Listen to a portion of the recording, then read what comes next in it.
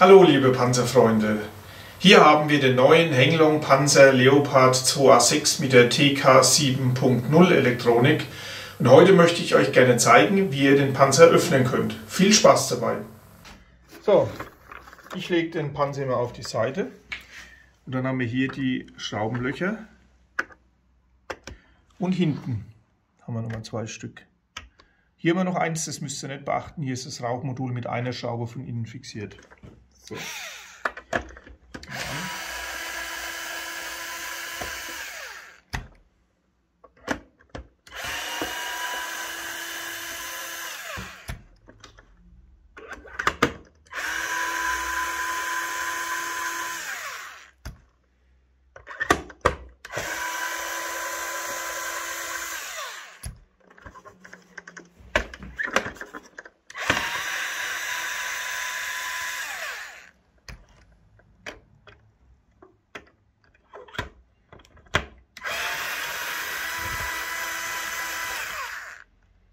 Wenn ihr die Schraube nicht rausbekommt, so wie ich jetzt gerade, dann dreht einfach den Panzer um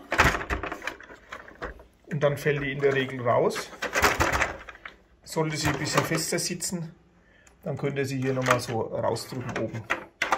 Okay, jetzt kann man die Oberwanne abnehmen. Aufpassen, die Verkabelung ist ja noch dran. Und so seitlich wegstellen. So, hier sehen wir nochmal die Verschraubung innen. Die Stützen von der Unterwanne und hier hinten. Und hier nochmal die Verschraubung an der Oberwanne. Das sind die 6 Stege, die die Oberwanne und Unterwanne verbinden. So, was sehen wir jetzt hier im Panzer? Ist eigentlich relativ überschaubar. Hier ist der Lautsprecher. Hier haben wir die TK 7.0 Platine.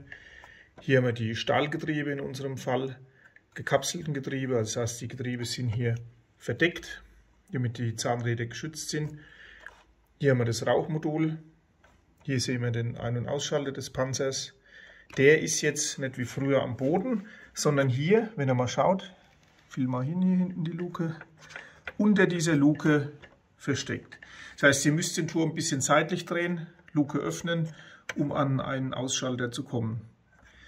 Dann haben wir hier die Schusseinheit noch und hier den Turmdrehmotor.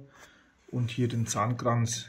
Und hier seht ihr, dass der Zahnkranz nicht ganz ausgefeilt ist. Das heißt, er lässt sich nur um ca. 320 Grad drehen, der Turm. Lässt sich aber aufrüsten auf 360 Grad, dann sind die Zacken hier auch noch ausgefeilt. Und hier haben wir noch die Verkabelung für die LEDs vorne, für die Frontscheinwerfer. Und hier hinten haben wir die Heckscheinwerfer-Verkabelung.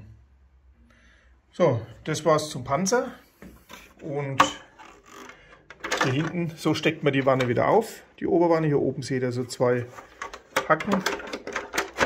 Die könnt ihr hinten reindrücken, vorne runterdrücken. Immer auch darauf achten, dass kein Kabel irgendwie zwischendrin an den Stegen ist. Lieber nochmal schauen, ob hier alles frei ist. Dann fest aufdrücken und von unten wieder verschrauben. Das war unser Video zum Öffnen des Panzers und wie er von innen ausschaut. Ich hoffe, ihr wisst jetzt, wenn ihr irgendwas reparieren möchtet oder was upgraden möchtet, wie ihr den Panzer öffnen könnt. Wenn ihr noch Fragen habt, schreibt uns eine E-Mail oder ruft uns an. Bis bald. Tschüss.